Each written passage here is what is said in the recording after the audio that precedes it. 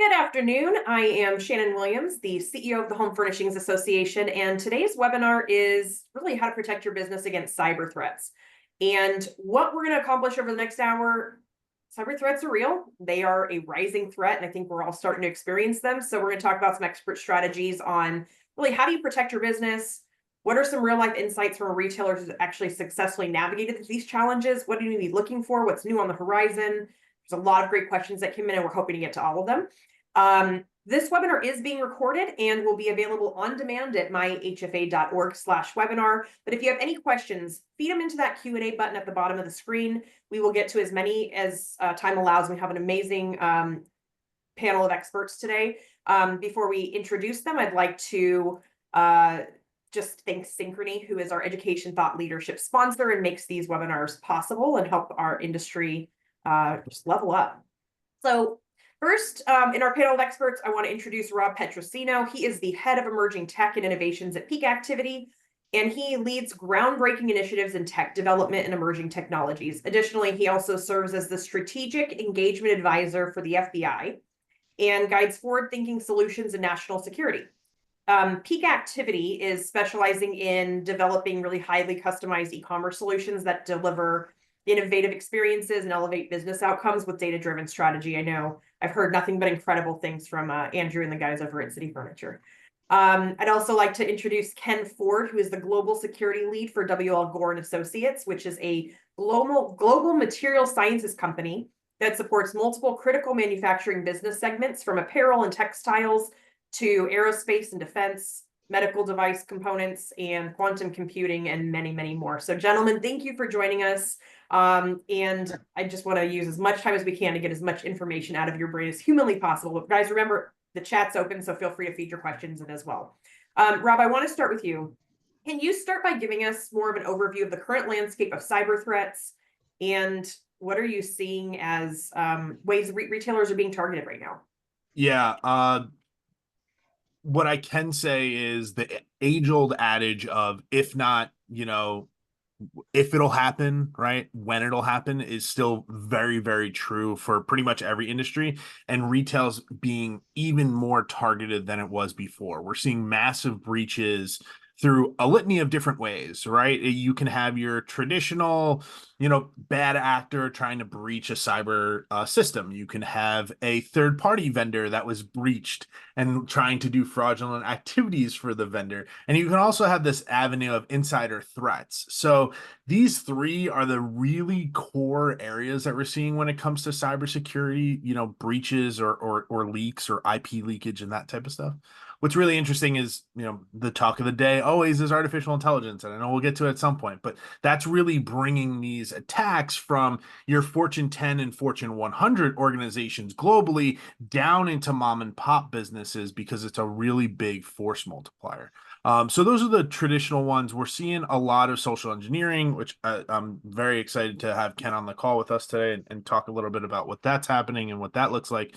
So those are the ones that we're really seeing as being popular, and response plans are critical, right? That's the number one thing. We'll dive into that at some point, but that's really what we're seeing from the cybersecurity side.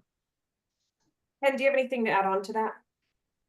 No, I think Rob hit it. It's not a matter of if it's happened; it's a matter of when it will happen, and it'll vary in terms of size or impact or the scale, depending on again how big your organization is. But he nailed that when he said it doesn't matter if you're a retailer with 1,000 stores or a retailer with 5 stores.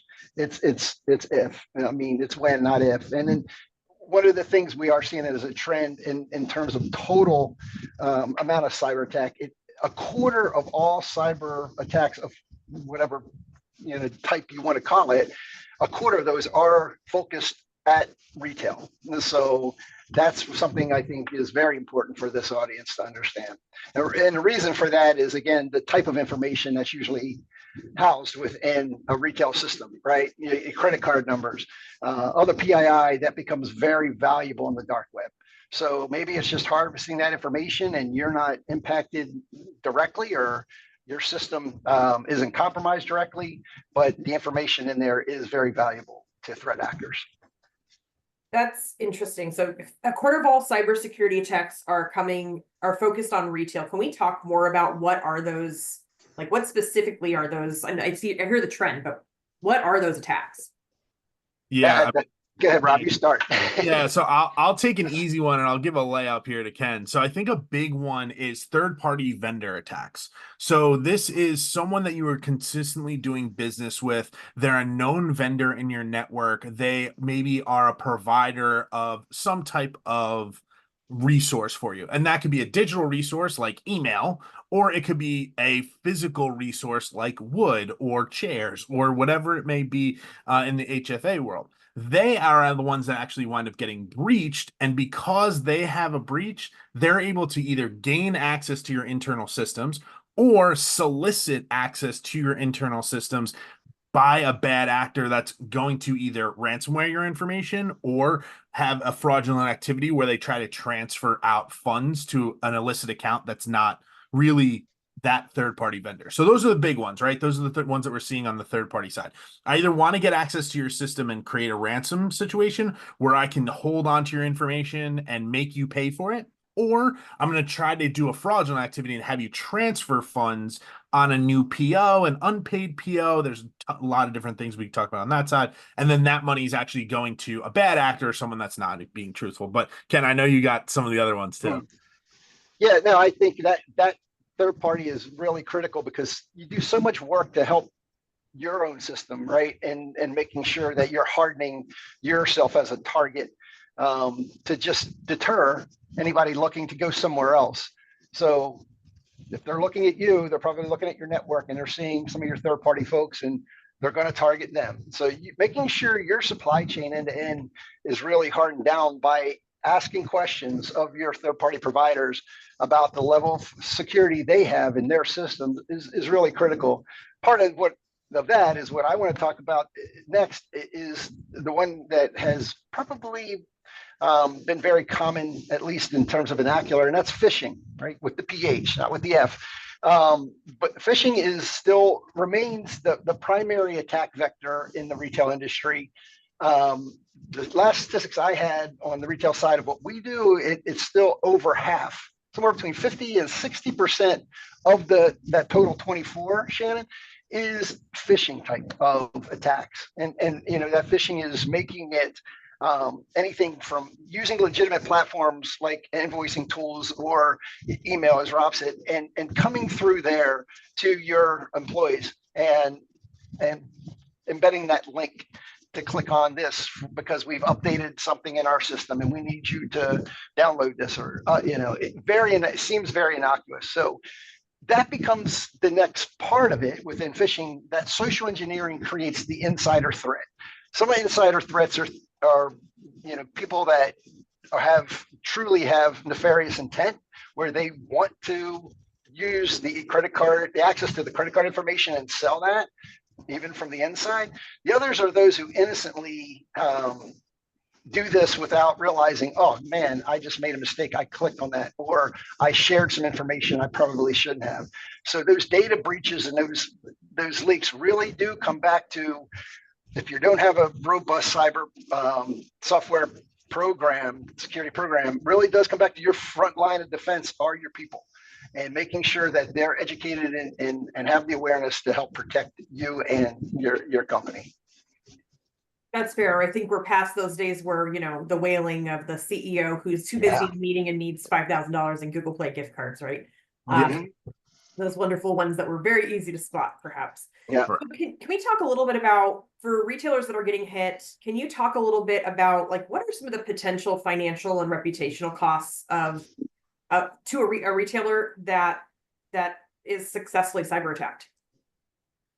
Yeah, I mean, I can talk about it from the standpoint of reputationally, it's this is unfortunate, but it's becoming more commonplace, right? It's becoming more socially acceptable that someone has a breach and you're going to hear about it eventually, right? It's actually a frightening thing for me to even vocalize and say out loud on a webinar. But you see Target, Amazon, Walmart, every major player having a breach in their internal systems that's leaking PII.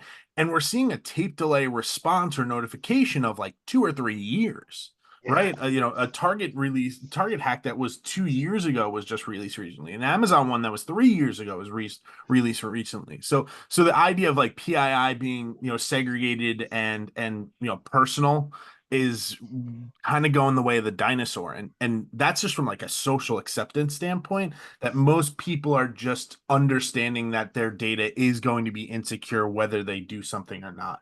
So I think that that's kind of it's a crazy thing to say, but it's the reality of the amount of attacks that are successful at those large scale organizations that have a predominant amount of that info. But Ken. Yeah, no, that's a good one when you're looking at those big retailers. I think if you bring it down to, okay, what's that really mean for me? If I'm, a retailer with, 20, 30 shops or something like that. And again, it's just the economies of scale. So it's not, if it's going to happen, it's when, right? So how much what would that look like on your P&L? What would that look like to your bottom line? If someone, again, I'll use a real live example that happened to us, one that I investigated. It's called a business email compromise, right? So again, third party provider that did some work. They went to we went to invoice them, and turns out that their invoicing system or their company email actually was compromised. So the fraud actor got inside of their system and just changed one letter in their company name. Absolutely beautifully replicated their branding, everything, the signature line of the person in accounts payable, receivables, all this, except they changed the one letter in the email address to make it come from a different source. Started conversing back and forth with the accounts payable person in our department and our company. Said, hey, by the way, we're changing banks. So when you submit to this, submit your payment to this bank. Got here's the new account number. Here's the new wire, ACH information, SWIFT code, whatever it was necessary.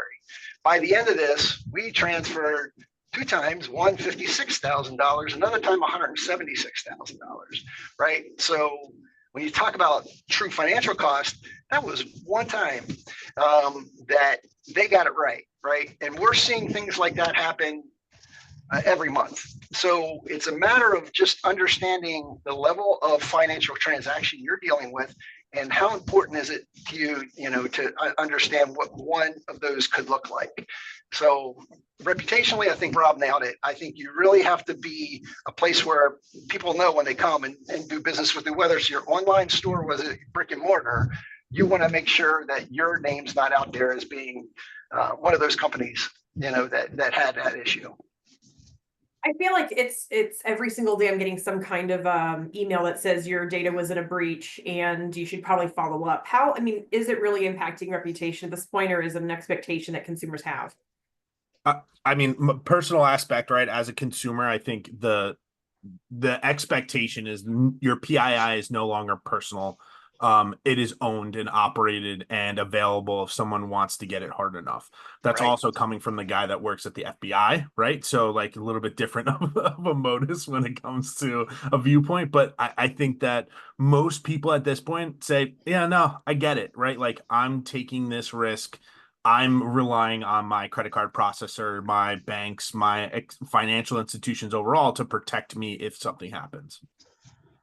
Yeah, I would agree. I'm working closely with the FBI. And again, my scope of my responsibilities aren't just here domestically, they're internationally, right? So as I see this happening more and more, it's not just in the States. So it has become a global problem. It's truly something that has globalized. With the borders are gone, right, in the cyber world. So that dark web and the availability of credit card information and PII that's for sale out there, has actually risen year over year. I think 2024, last statistic I saw from the FBI, over 25 million credit cards numbers were for sale on the dark web as recently as this year. So you can understand that that's a big number. It's going to happen. You, the question that just came in, can you, explain what PII is? Yeah, so personal identifiable information.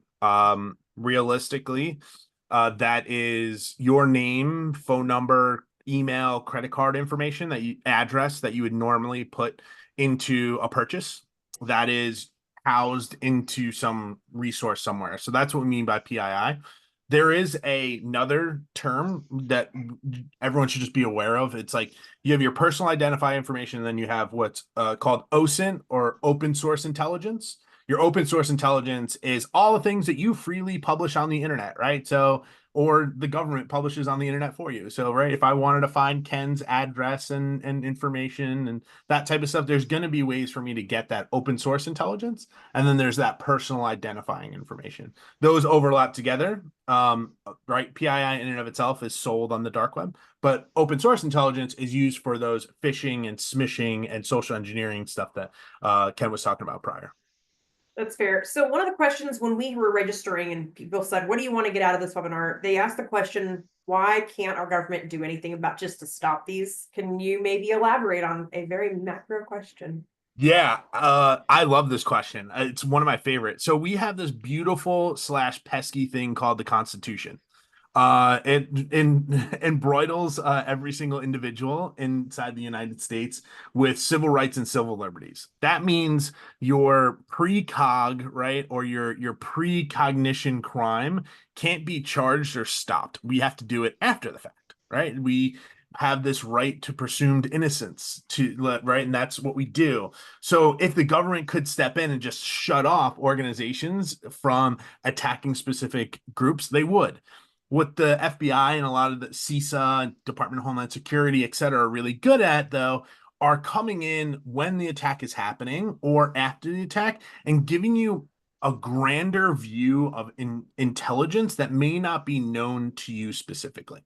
Right. So working with a government entity like the FBI, giving them a call and saying, hey, we had a breach. They may be able to look at the digital footprint of the organization that's coming in and making that attack and say, hey, these people are going to ransom you 2 to 3 more times after the initial one, or these people are never going to give you your information back, or these people are going to do X or Y. So I think they have this intelligence brief or profile when they can identify the attackers, and that's what they're really good at. But the government is a little bit handcuffed by our constitutional freedoms to come in and say, hey, these IPs, these addresses are, not allowed to access these specific systems.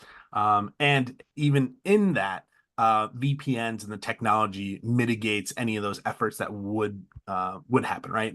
A VPN protocol being able to mask where you're actually working from.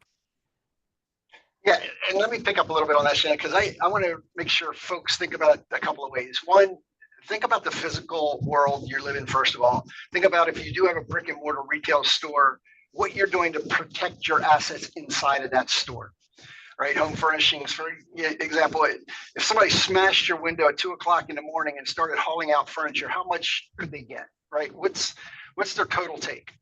Now, somebody cyber going into your system and getting credit card information, how much is that worth to them, right? So the trend is moved away. There's still some of the physical stuff, but what did we used to do to harden our physical infrastructure or our physical premise back in the day? Burglar alarms, right? Locks and things. What are you doing to do that for your cyber side, right? So the government can go so far, to Rob's point, and being former law enforcement, same thing. It's always walking that balance of where can we actually impede someone from their rights and their civil liberties because they're doing something that's going to impact someone else, and where are they exercising free speech, or where are they exercising their right to commerce. So you have to be able to walk that line. But what you have to think about as a retailer is the government shares information about the Russians and shares information about the Iranians and the Chinese and what they're doing in our systems. Guess what? We're done. And it works both ways. Yeah. What I want to make sure everybody hears today is harden your system, right? Harden your people in a way that you create enough training and awareness that you don't become easy prey, right? If you look like food, you're going to get eaten. But if you harden your systems, these guys are quick to move on to the next, move on to the next, move on to the next. They only have to get it right once. So they are quick to move on. And if your system is harder than the next person's, right? It's like that bear chasing you out of the woods. You don't have to be the fastest. You should have to be faster than the one you're running next to. Same thing with this. You get that system hard enough where they're just going, that's too much work. I'm moving on. So I'd rather people think about it that way than what's the government going to do. That's fair. So let's talk about those preventative measures, right? Obviously, you had said get your system in place, train your people. Can we talk a little bit about the systems? What kind of emerging technologies or tools are you guys seeing as like must-haves that retailers really need to be considering to enhance their cybersecurity? Yeah, Ken, I'll let you go first. I'll let you take the system side. I want to take the people side on that.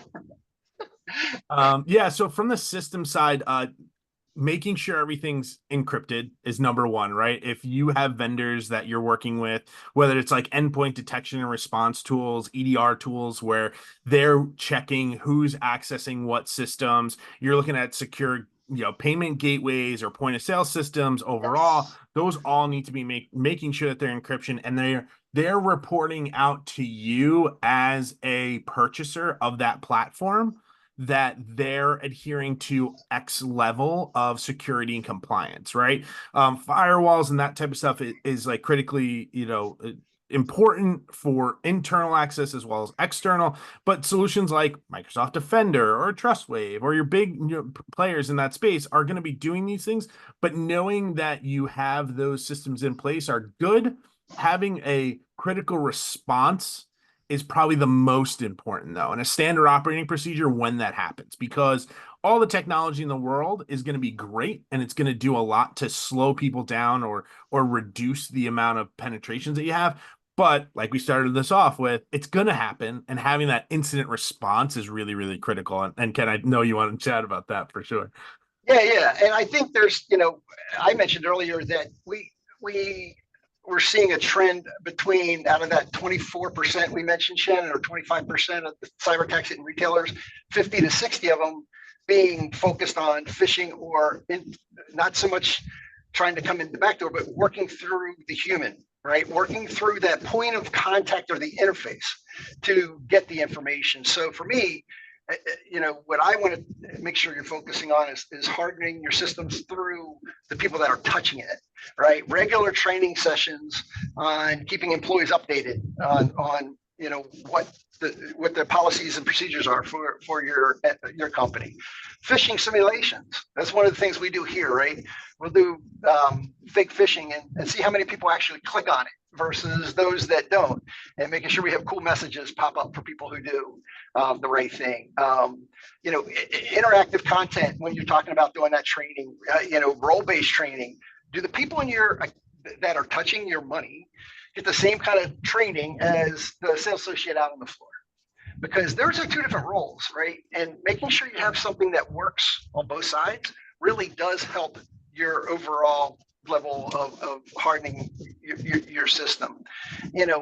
Making sure you do have regular updates and reminders, just create a good culture around how important this is and the overall impact it can have. And then making sure you're getting feedback from the folks that you're providing this information to. You'd be surprised if you start looking at, some of the Gen Zs and what they can tell you and what they can help you with versus some of us that have been around a little while longer. But making sure that feedback loop is truly open and you're willing to listen to it. Shannon, I want to take a second and talk about insider threat and team stuff. Are you okay with that? Please. Because I think that this is one of those, everyone in my company loves my company. Yeah, I will never do anything bad, right? Right? Like, it's just not true. There's tons of different motives, right? Everyone loves my company is a great idea and concept. There are people that may not love the company that they work for, but they do the work and that's absolutely fine. And there may be people that are disgruntled. But there's also external factors, right? So if someone's going through a situation that is financially hard for them, whether that's purchasing a new house or getting divorced or going through X or Y, they may have motives to be an insider threat. and leak information to a bad actor. That's not saying you need to track every single person's information and what they do in their personal life, but it's something that you need to be aware of for sure. Also, hiring external teams. Okay. When you hire external teams that are overseas or a third party vendor and you don't know where they are, they could have access to systems that they probably shouldn't, or they can gain access to systems by asking a bunch of different, pointed questions because of an implementation that they're doing. So I think that that's a really big one, and this happens across the board on the hiring side. We see this a lot. There's a really famous case with a cybersecurity training company that's called Know Before. They hired someone that was overseas to do development for them. They trained for cybersecurity, and they hired a North Korean hacker for 3 months. Okay, and they didn't know. So if it can happen to them, it can happen to you. So just be careful and be conscientious of that for sure. Well, that's something leaving us all on a positive note there. When you're looking at something you had mentioned was, Ken, on the people side, is having the policies, having policies in place. If you're a retailer, what are the policies that you need to be thinking about? I heard something around phishing. What other policies need to exist? So identity and access management, right? You want to make sure the person that's logging in to your system is the person that's actually behind the keyboard, right? So and that brings in multi-factor authentication. So it's, you want to have a username, right? A password, but you need that third credential that is something they have or something they know, whether it's a token or an ID badge or something that gives them a randomized number, something so that that person on the outside doesn't have, again, a hardware system doesn't have it so easy to get in. So creating policies where that type of tool is added to, or practice. So maybe it's your passwords have to be 10 characters in length and have to have the combination of characters, numbers, caps, and things like that. And bringing in those types of policies are really important, and they're truly fundamental. But my God, it does create that hardening that we're talking about, right? Making sure that somebody's paying attention to those updates as the software changes. As Rob said, when you look at even like Microsoft Defender, that's great unless you're not patching your systems. Just want to have a policy of making sure when they push an update, we need to make sure we're doing the update. That has to happen, and then somebody following up and just doing that physical check. Be surprised how many times I walk around our facilities and truly find the post-it with the password underneath the keyboard, right? So those things still exist. Don't let that happen. Because again, to Rob's earlier point about insider threat, if I can impersonate Rob and do what I need to do, but make it look like Rob did it, that's even better. So we want to make sure everybody has their own identity. That identity is active to their access is managed. There's multi-factor ways to prove it that it is them. We're doing the regular things to keep the systems updated even before I start talking about subscription types of services or bringing in something through a network provider like Palo Alto or one of those guys that do provide hardened firewalls. So that's to the nth degree. But policy can be very simple. And it just starts with what's the common sense thing to do. That makes sense. So let's just talk about a retailer that's maybe bare budget, right? Maybe they only have a couple employees, or maybe they're even a single employee, or they just don't have a huge operating budget or a lot of money to put in this bucket. I know one practice that you see a lot in those cases would be like shared licenses or shared accounts. If you are a retailer in this situation and you just need, what are the absolute foundational cybersecurity things I need in place? And if I don't have those in place, what is the biggest risk that's going to come down there? I mean, layer one is what Ken just said. One user, one login, one password, multi-factor auth. If you have that at a ground level, you're protecting yourself from a lot of different situations. Password sharing, account sharing, that type of stuff, although it saves you cost in the short run, it exposes you to a lot of potential problems in the long run. If 5 or 6 different people have access to a system through a single login, that means a bad actor can get that login. And then once that login's changed, now you've locked out 6 people that could be on the incident response team, or what that looks like. So I think that at like a level 1 is really critical. Level 2, if you don't have a massive budget, who's managing your DDoS, right? Your traditional cybersecurity attacks. It could be a third-party vendor. It could be a Microsoft. It could be one of the large players, right? It could be Okta, whatever it may be. Having a clear communication path of an incident, right? So, okay, I got one user, one login. I got a way to talk to the people when something happens, whether those are my internal teams or external teams.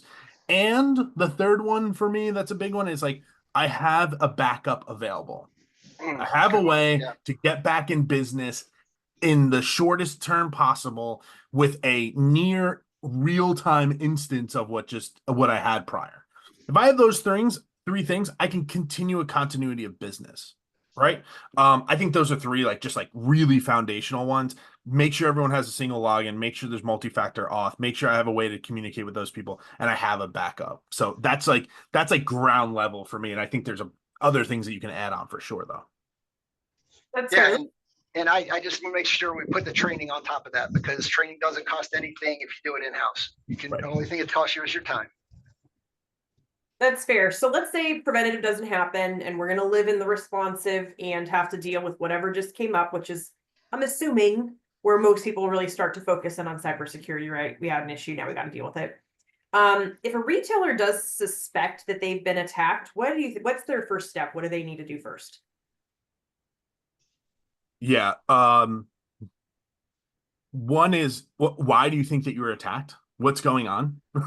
Right? Yeah. Like there's something that's happened, right? You're getting a warning message. Some red flag is happening somewhere.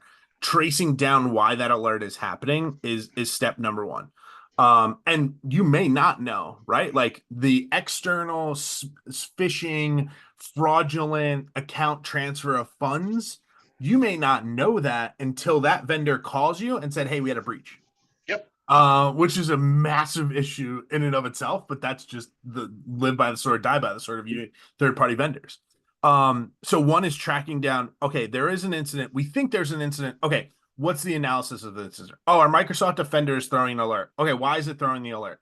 Okay, great. What does that mean for this specific system? That system needs to be locked down immediately. That server, that instance, whatever that is, okay, got to lock that down. In that lockdown process, now it's looking at who had access to that system and starting to put together the digital trail. I always throw in, if you think you're having a cybersecurity attack or breach or were breached, reach out to your friendly neighborhood, government entity that you are partnered with. And if you don't have one, reach out to me. I'll get you connected with someone, right? And it could be at the Bureau, it could be at CISA, which is Department of Homeland Security cybersecurity division. But those are like really quick incident response types of tools. And then it comes down to, do I have a CISO, Chief Information Security Officer, and getting in touch with them on a fractional basis or a full-time basis? Or do I need to go to my vendors and start telling them that I have a breach, I have this notification, and going through that communication process? Ken, anything you'd like to add on top of that? No, I think it depends. Again, Rob hit it in the beginning. You got to know what type of breach you had, where it came from. Are you the one example I gave around the business email compromise? That breach happened to the person that was invoicing us, right, in their email system, and we sent our payment per the instructions that the fraud actor provided because they got inside of their system, right? That money, they were out the money, but for us, it was a tremendous amount of money. What we had to go back and look at that and trace that down. Was it a breach on our side? Was it on their side? How did the transactions happen? Are you looking at breaches or other things where you're selling goods and services, or your furnishings to, you're seeing the orders crank up, right? And you're selling online. And the next thing you know, you're getting a bunch of chargebacks, right? Is it because of the credit cards that were charging that were all stolen? And what can you do to protect yourself on that end? So understanding where this is happening is obviously one. Once you understand that, you can move to two and make sure you have a way to respond or react to that. Is it something I need to involve the bank? Is it something I need to involve law enforcement? Or do I need to go outside to a third party provider and look at incident response, right? Am I going to be, is my reputation at stake here? Or is this something that is going to be manageable just inside because it is a one-to-one type of transactional attack issue? So being able to first identify or recognize, as Rob said, where that's coming from is key. Triage is the next step, and that triage is saying, okay, this probably isn't going to happen in 17 different ways, but it may happen in 4 or 5. So what is my triage for those 4 or 5? And I can guarantee you the first 2 or 3 steps of each one is going to be identical. And then from there, it's going to get more specialized. But at that point, that's where you want to start understanding what can I do or what do I need to do, depending upon that scope and severity of the incident as you get through the triage. Yeah, there's 2 other things I want to talk about. Top and bottom of the incident chain to it. Yep. You have to have a culture where people can communicate that they think they did something wrong and clicked on something bad. Okay? If you don't have an open communication, transparency, focused organization where someone's not going to blow their lid because they clicked on a spam link or something like that, right? You're setting yourself back because they could have the breach. They could have inputted their information into a nefarious website. Now that email is compromised or that login's compromised, and not tell anyone because they are fearful of the repercussions. Right. So I think that's a big one that goes into what Ken was saying with the training side. And then all the way at the bottom of the food chain as well. If this is a PII type situation or it is a customer breach, you have to know what the regulatory concerns and notification process may be, depending on your state and federal. That's dependent by state, right? If you're in California, it's a different thing than if you're in Florida versus Tennessee or somewhere else. So knowing at least what that is, and a lot of times, you don't want to have to go through that process, but it may be something that you need to start thinking about post the triage. I think that there's even hours, like number of hours to report a breach now to specific organizations, right? I think that's really intuitive. Going back to just building that culture, there was a point where we dealt with a very similar situation. Of course, it was whaling, and there was an employee who actually went and bought thousands of dollars worth of Google Play gift cards on their personal credit card and shared the codes. And we had to look at that and say, okay, if the organization itself didn't have the training set up, then the burden of responsibility is on the organization. It's not on the employee. And there was the full reimbursement and realization that we got hit, and yes, it was one person, but it was still the organization's responsibility. That's right.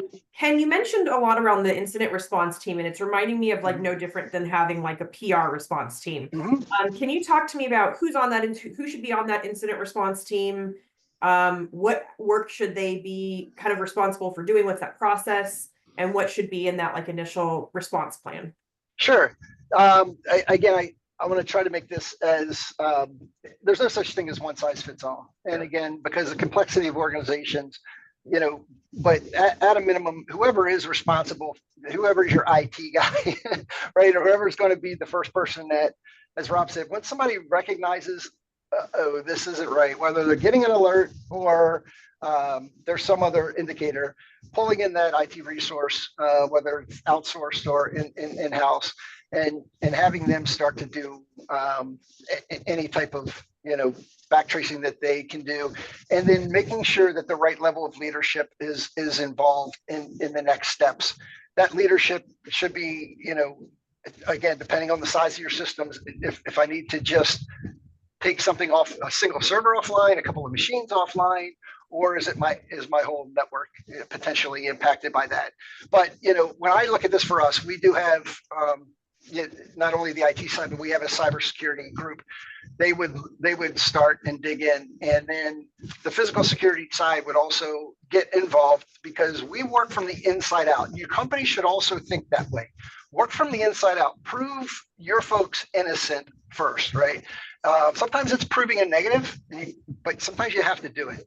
As you work through the process, making sure that the breach didn't happen on our side, or we didn't have an insider threat, that's really key. So having your whatever security folks are responsible, maybe it's HR, right? I know in some of the smaller organizations that I've talked to in the past, they're like, well, HR is actually the ones that would do investigations. Okay, so HR is part of it.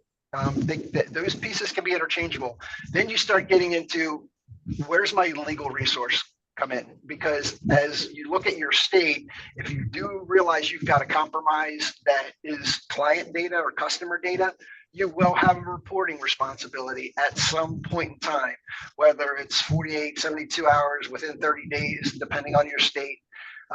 But getting that legal consult, right? So you're talking IT or IT security, physical security, HR, right? I'm using those interchangeably depending on your size. And as you're triaging and working through this, you make sure you have communications with legal, make sure you now are also talking to those folks who handle PR. Is there someone, besides compliance or legal support, in communication or public relations? Because if there are legals involved and we got to make this, then we want to make sure we're framing the message as, look, we understand it, we're taking responsibility for it, and we're doing these things for those corrective actions, right? And always part of that is going to come back around the training and awareness, because a remediation plan is going to be the back end of any response plan. So getting back into the training and awareness, or having some other level, again, IT coming back in at the top and the bottom to say, okay, we've sanitized it. We figured out where it's come from. We know what's good, what's bad. This is what we're going to do different. And this is the message we have to tell our employees, right? Again, back to the training and awareness. So to me, it's like full circle. And then making sure that, how do we prevent it from happening again? Has to be part of your response team and your response plan. Continuously monitoring and that improvement. That has to feed back into your cycle somehow to help do that continuous monitoring and improvement. So as you look at your roles, again, in your head, if you're listening to me now and you don't have a cybersecurity team, maybe it's John or Dave, right? That's fine. Just make sure that you look at this truly from a role base and start playing out, as we said with the earlier question, there's probably not 17 different cyber scenarios that can happen. It's probably more like 4 or 5. For each one of those, who are those people that you think need to be involved to make sure, as you're triaging and working through it, you can answer all the questions that would be asked of you on the back end. Yeah, and that may feel daunting for a lot of people, but if you're a smaller organization, the people may be the same. Yep. Right? Like I have a credit card or payment processing breach, may be the same as, oh, my website's down because I'm having a DDoS attack, and it may be, oh, I just need to contact this vendor or that vendor, but my legal, my IT, it's not a bad thing. If you get really good in one and you grow as an organization, now you can just kind of replicate it and add more pieces in, right? It's also, to Ken's point, it's a living and breathing document. It changes as your business changes, it changes as people change, etc. We actually just did a tabletop cyber attack here, and I looked around the room, and there were probably 30 to 35 people involved in the tabletop exercise at my company. So that was predicated on the fact of the description of what type of cyber attack we said it was. Had it been a different type, it may have fluctuated a little bit, but I guarantee you, to Rob's point, those same key people would have been there. And my true, the message I want you to hear from that is, do that to yourself. I don't care if you scratch it out on the back of a pizza box. Say, hey, let's pretend that we just got hacked, right? What should we do, right? Just walk through that scenario and figure out a way to play it out. The other thing is, as much as we're talking about some of these the cyber world being a scary place, it can also be a pretty helpful place. If you can go in, and I'm going to give Rob an opening here for his AI now, but if you can go into some of the AI tools that are available out there and ask how to put together a tabletop exercise for cyber response, cyber attack response, you'd be surprised how much information you can get and how much you can take that information and apply it to your company. Yeah. All right, I know Rob's really excited. He's been waiting for AI. In fact, I think his middle name is AI, but 45 minutes it took us to get down. I'm so sorry. Then I know where the next 15 goes. No, yeah. So to Ken's point, right? A really simple thing that you can do is one, if you're in a artificial intelligence tool, get a paid version. It protects you and the information that you put into the system, regardless of what the information is. It just gives you an added layer of security, right? If it's free, you're the product. If it's free, anything you put into the system is the product that they'll use in the future, right? That's the disclaimer from here moving forward for everyone that's on the call or listening. But a really simple thing that you do is like, I don't know how to make an incident response. Cool. Go on to an AI tool like ChatGPT or Claude or Google Gemini and say, hey, I have this type of system. I have this type of security vendor. I have this type of thing. Sally Joe, this is not their real name, is in HR. Jim Tom is in IT. And Greg does my legal. What would an incident response team be like if this system went down or this system? Or what should the communications be like for this or that? What's the standard operating procedure? Then you take that and you look at it and you rally around the table, review it in person, you take the edits and you go back to AI and say, what am I missing now that I changed this? It's a really easy way for you to continuously do this. And the nice part is a bulk of these tools have access to the internet. So it'll review your document, go out to the internet and what's publicly available, the latest trends, and pull back and say, hey, you're actually missing this thing that's really important. Or this is another thing that you should think about. Or so-and-so vendor that you hired actually changed this thing to this thing and your phone number's wrong. Right? I had a customer be like, yeah, AI told me the incident response phone number that I had was wrong. And I looked it up and it was wrong. And it was something that I needed to change my SOP. And I was like, great, that's awesome. That's a very simple thing that's checkable and allows you to go through a tabletop, which is just like a live action role play of an incident, right? And do it in a way that's really going to eke out a lot of information. Lock yourselves in a room for 4 hours. Do it, get it over with, get the first path done, and it's like ripping the Band-Aid off of Yep. not knowing. I did not know we were going into LARPing today, but this sounds great. Let me ask you a question. I'm going to throw you guys on the spot.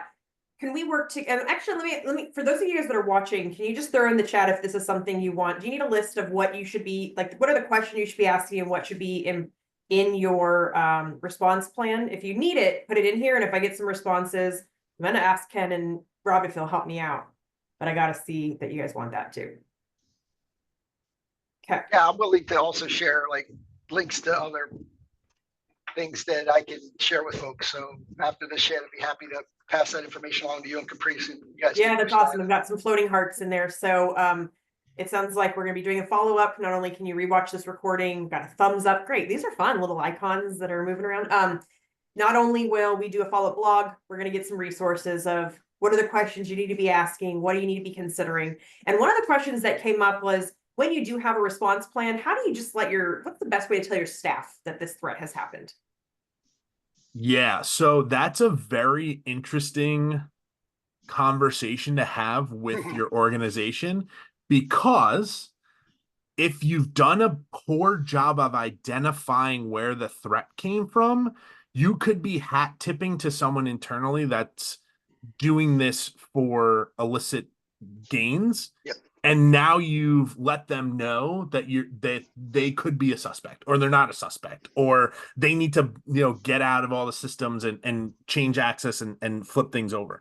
So you have to be very, very mindful, right? That's why, like, one of the SOPs, right?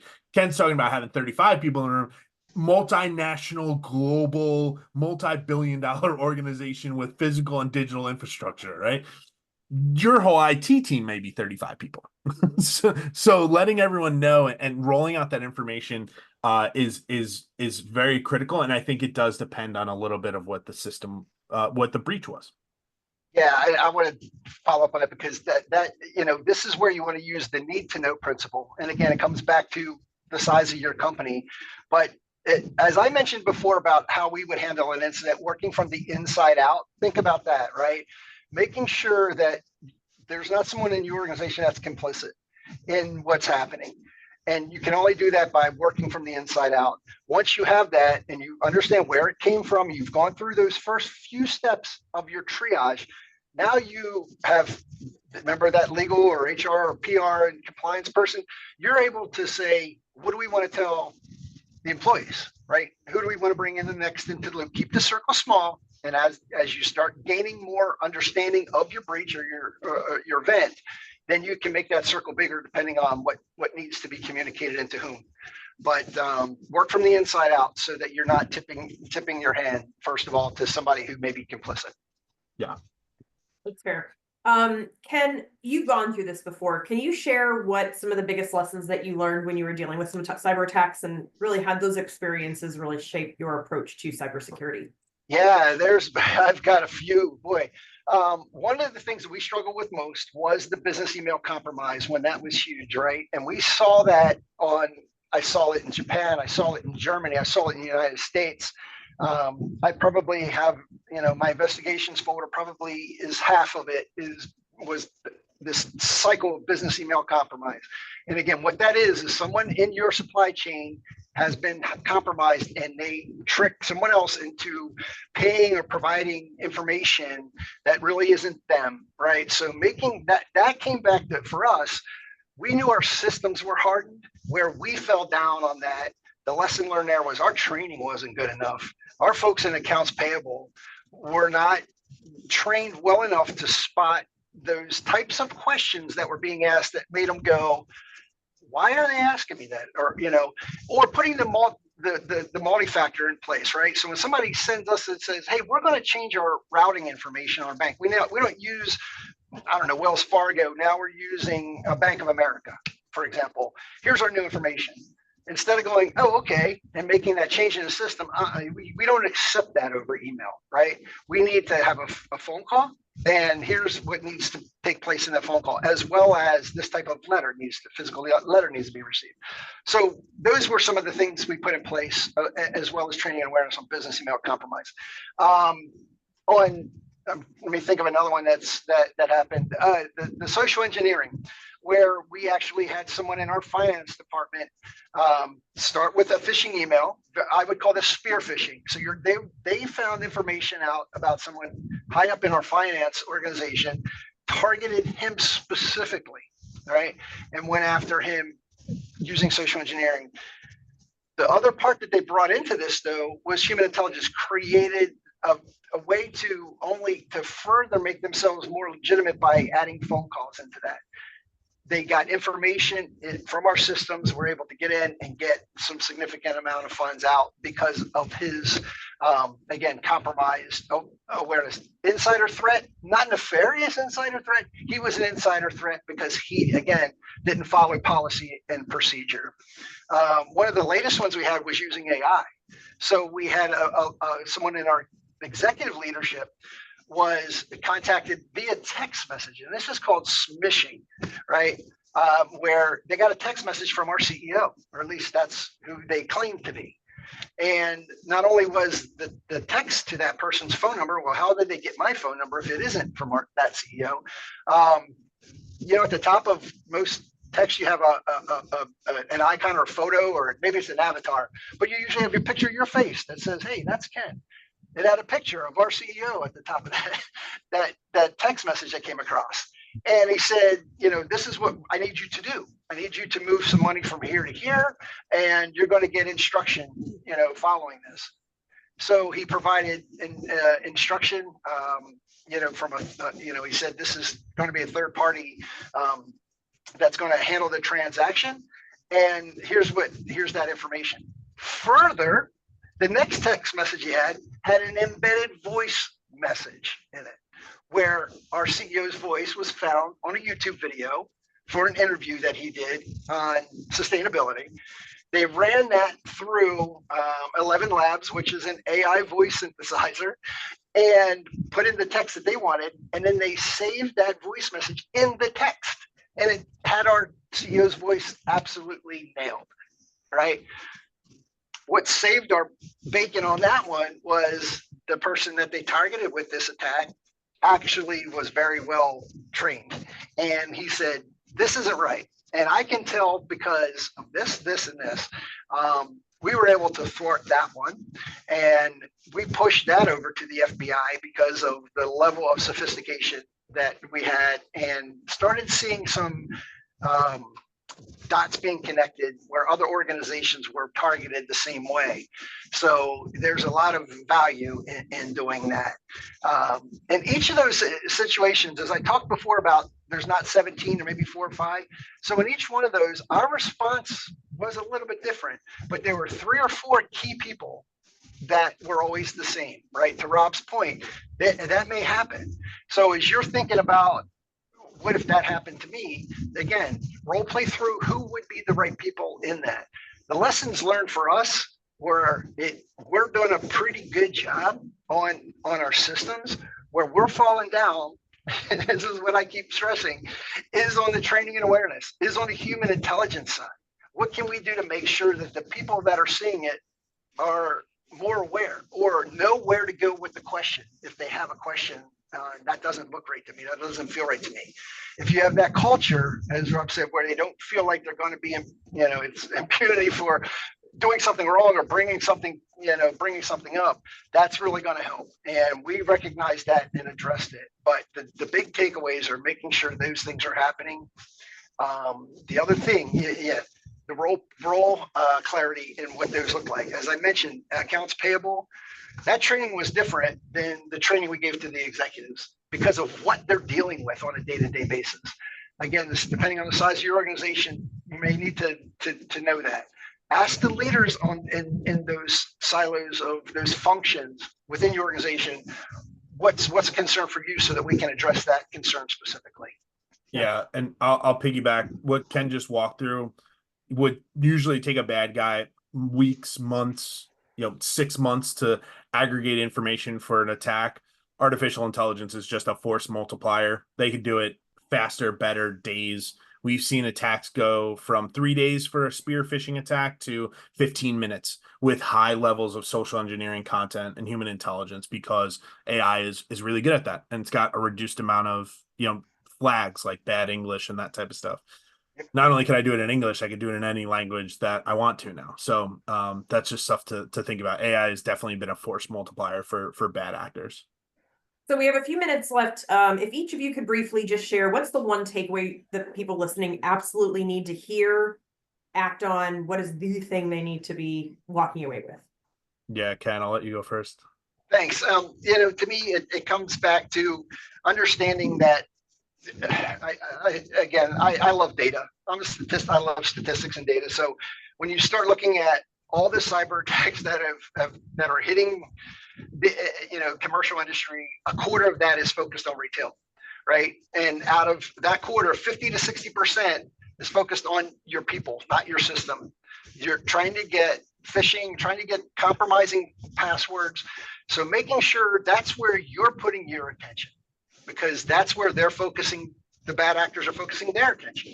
So addressing that first, your people first, hardening that, whether it's, the password policy, multi-factor authentication, the ID and access management, right? Those things, how much access do they need to the whole system or just a component of the system?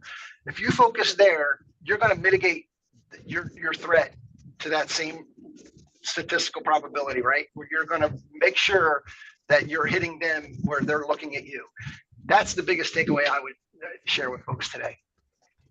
Yeah, mine's a very similar, right? It's the attacks are going to happen. Your potential for breaches is higher than ever.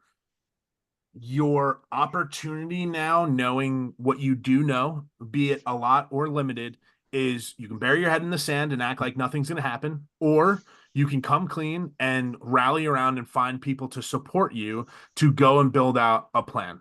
And I see far too many organizations just opt for the head head in the sand, don't care, don't worry about it, I'll figure out when it happens, versus taking the proactive, using external consultant, using external organization, or using a fractional CISO, right? Or something along those lines to build in a response plan so you have something, and then allowing yourself to be vulnerable. It's okay to be vulnerable. It's okay to not know. It's not okay to not do something about it. That's really, really good advice. So just the takeaways, the gems that I heard today, you need a system in place, you need to train your team, and you need to have a response plan so that when those attacks do happen, and they will, you know how to do it. And the excuse of not having enough time is not the right excuse. We need to rely on outside sources to get that in place, because again, this will happen. It's not a matter of if, it's a matter of when at this point. So I really want to thank our panelists, Rob and Ken. You guys were amazing. You guys heard specifically, get an expert. We have 2 of them here. Reach out to us, info@myhfa.org. We will get you connected to these guys. Peaked Activity is amazing.